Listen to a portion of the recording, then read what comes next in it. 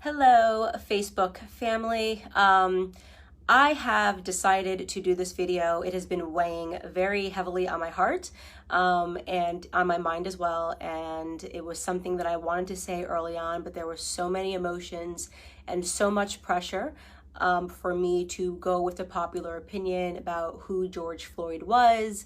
And sometimes it can be difficult when there are just so many external pressures to say what you believe. And this was an instance where I felt like my silence would have been better in the beginning, but the more that I think about it, I realize that we are being sold a lot of lies, and at the detriment to the Black community, at the detriment to the white community, and at the detriment to America as a whole. So I want to come out and say that I do not support George Floyd and the media depiction of him as a martyr for Black America.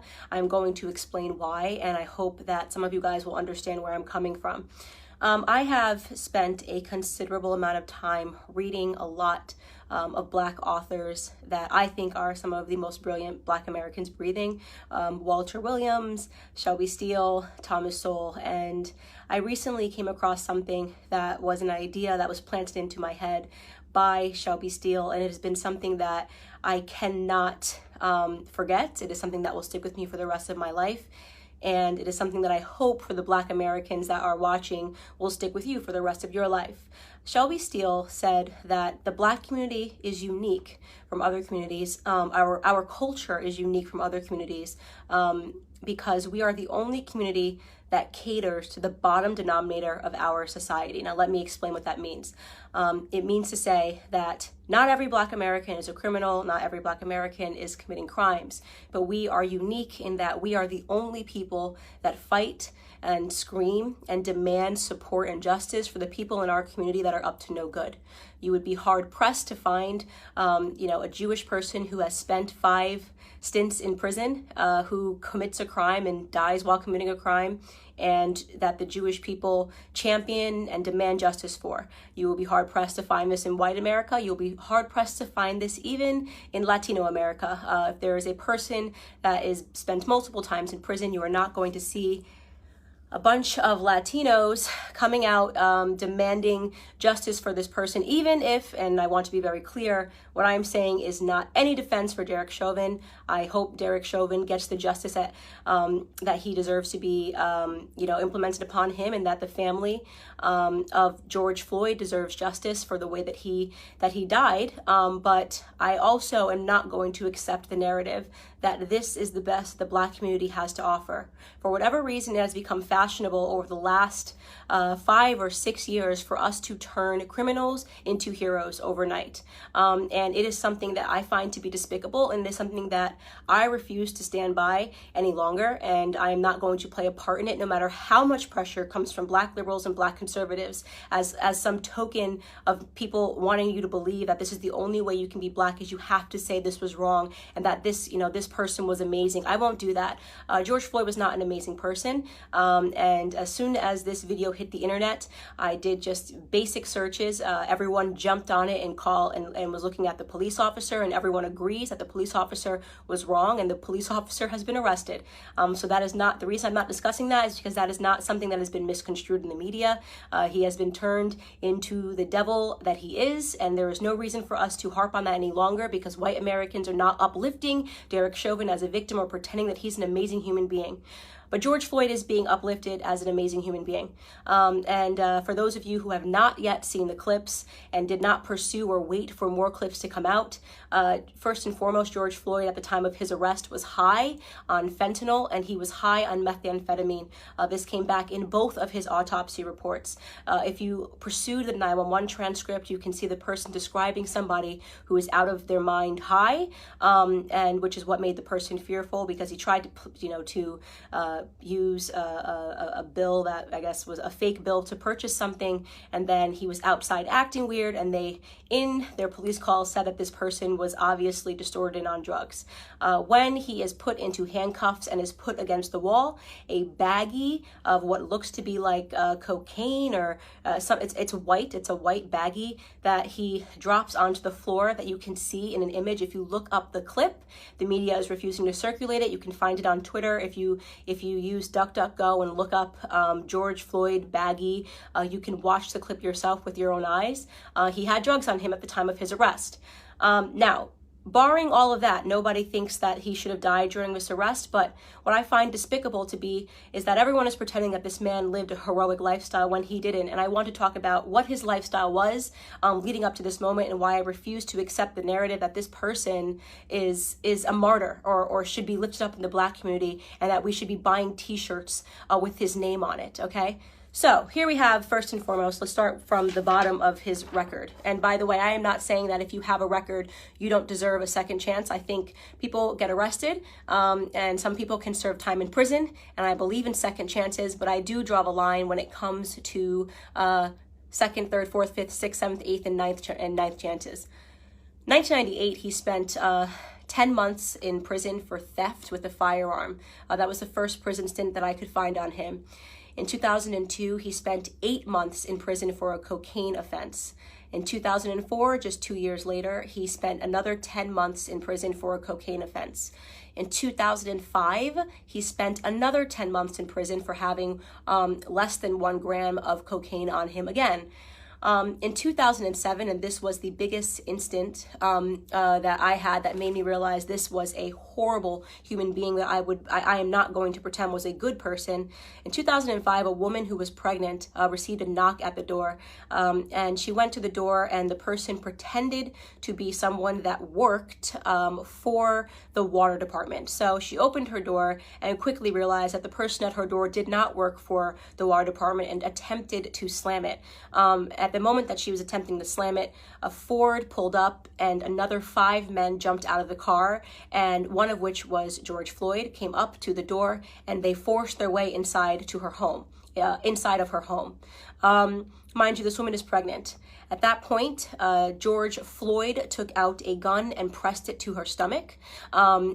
She was screaming, begging for her life, and he put her inside of her living room and instructed one of his criminal friends that was with him to watch her and to make sure she didn't leave the living room. So he was playing guard while they ransacked her home looking for drugs and money. They did not find drugs. They ended up taking, I believe, her wallet and her cell phone. Fortunately for her, her neighbor observed what was going on and caught the license plate of the people as they pulled off and called 911. And when 911 was able to, they were able to track down the car of which George Floyd was the driver, and they arrested him. And 2 years later, he was sentenced to 5 years in prison for that instance.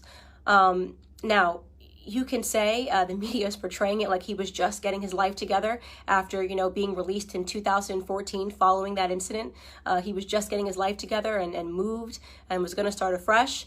I'd like to believe all of those things, and there's a gap, and he never got in trouble for 5 years until this incident when the police were called on him again.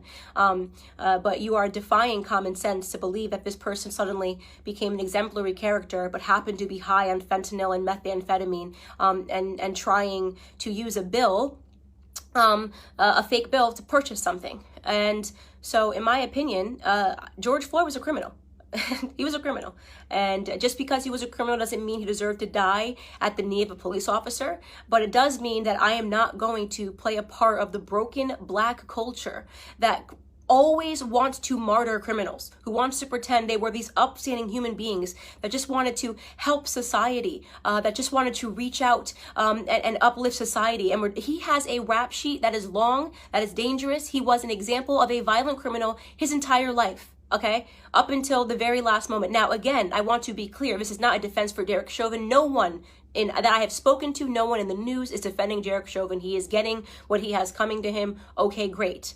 But why are we pretending that this criminal should be upheld as a citizen, as a martyr in Black America? A martyr for a fake narrative, by the way.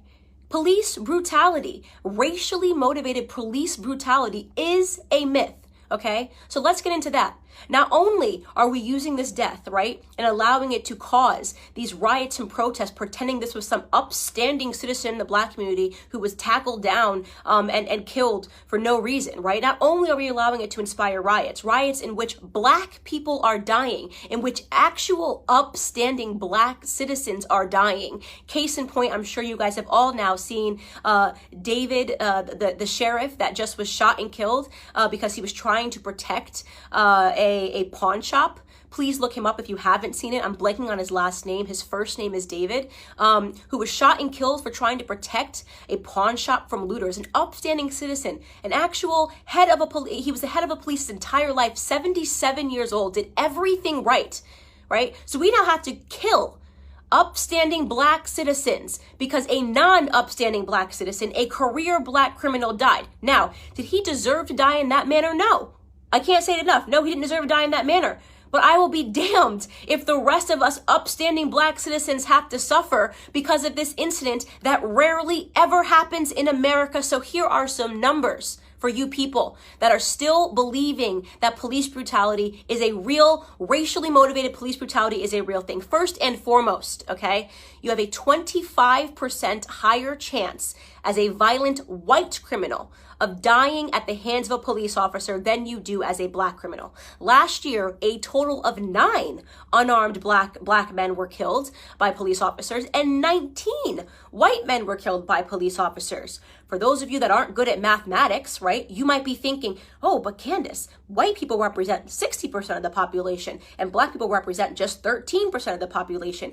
It doesn't matter what percentage of the population you represent. It matters what percentage of the violent criminal community you represent. And unfortunately, Black community commits a disproportionate amount of crimes compared to the white community. Let me tell you, 6% of the population, right? Black men, 6% of the population account for 44% of all murders in this country, according to 2018 statistics. That is what you call a gap. And yet white people who represent 60% of the population, we represent 13, Black men are 6%, only represent 50% of all the murders, right? That makes no sense.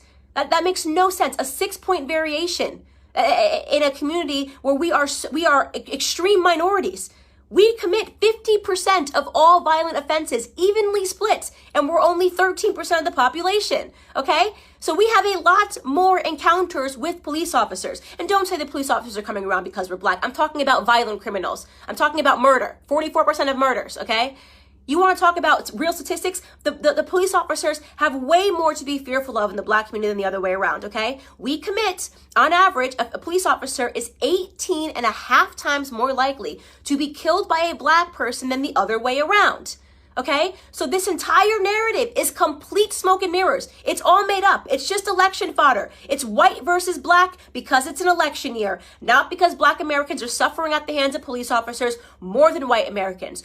Do some police officers do the wrong thing? Yes. I don't think there's anybody in the world who has not encountered a police officer and thought this person is an absolute jerk who is power tripping, whether you are Black or white. We know they exist. And we know they're always going to exist, by the way, because they're human beings. And sometimes human beings suck. In fact, if you want to attack a community for accidental slayings or brutality, did you know that doctors accidentally kill 250,000 people every year because of mistakes? Did you know there's been doctors that have been arrested for being serial killers that just were killing people because they wanted to? Do we protest and boycott doctors? Do we assume all doctors are horrible human beings because some doctors are? Or do we realize that society is not perfectible? People suck in every profession. It is no excuse to paint society with a broad brush. It is certainly no excuse to accept a Democrat narrative, okay, that Black people are being disproportionately hunted down by police officers because of the color of their skin. You want to know the best way to avoid not being brutalized by a police officer is to limit the amount of encounters you need to have with them, especially when it comes to violent crimes. Okay?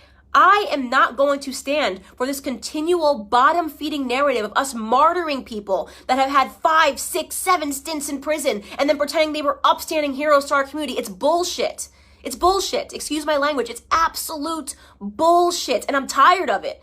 I'm tired of having to play pretend. I'm tired of sitting here and being called a coon or an Uncle Tom because I won't play this bottom-feeding game with you. If you want to hang up posters of criminals on your wall and talk about them as your martyrs, do it. Do it. You can do it. Kobe Bryant was my idol, okay? I'll keep a photo of Kobe Bryant. You can keep one of George Floyd and pretend he was an upstanding human being that just once or twice put a gun across a pregnant woman's belly. Could you imagine that woman right now? That black woman, by the way, right? Watching everybody pretend this person was an upstanding human being who just at the age of 42 and 5 prison stints was going to get his life together. I mean, it's embarrassing. We are embarrassing in that regard, right? This is why we have a cycle and a toxic culture, because nobody wants to tell the truth in Black America. It's so easy to be a victim. It's so easy to ask white people to bow down and apologize and do all these things for us. It's crap.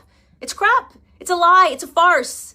Our biggest problem is us, okay? It's why we don't talk about it when black on black crime happens. It's why we don't talk about it when 40 black people are killed in one weekend during Memorial Weekend in Chicago. We don't want to talk about any of that stuff. We don't want to talk about Baltimore. We don't want to talk about New Jersey. We don't want to talk about any of these places where black people are being slaughtered by other blacks, because that would mean that we had to be personally accountable, right? That would mean personal responsibility. We don't do personal responsibility in our community. We don't do it. We blame white people, right? We only point a camera to white people when they do something, even though we do it at a way higher rate to ourselves, right? We celebrate our drug dealers. We're the only community, right, that would ever create hashtags to free people from prison because they committed crimes, like free Meek Mill, free this rapper, free this rapper. How hard is it to not spend multiple times in prison? How difficult is that? Is that too hard for us? Is that way too high of a mountain for us to scale, to do the right thing, to be upstanding citizens? That is the call to action that I have for Black America with Blexit. Like, why do we keep fulfilling this narrative? What do you think the perception of us, by the way, is on the outside? You ever look at the comments? You ever go into like an anonymous blog and see what people say? Oh, just black people being black people. I see those racist comments. Oh, just black people got to riot. Black people got to be black people. You know how they are. Oh, just black people being ignorant. That is the perception. When people get to be anonymous and talk about us, that's what they think about us, right? They think that we are the kind of people that will forever uphold criminals as the martyrs of our society, that we will never take account for the things that we do wrong, right? That we don't have it within us to educate ourselves to get ahead. And that for those of us that actually do it, well, we get called coons, right? You got Condoleezza Rice, she's a coon. Larry Elder, he's a coon. Dr. Ben Carson, brain surgeon, first ever to perform the surgery of splitting twins that are connected by the head. He's a coon, right? What a loser he is. What a stupid guy he is.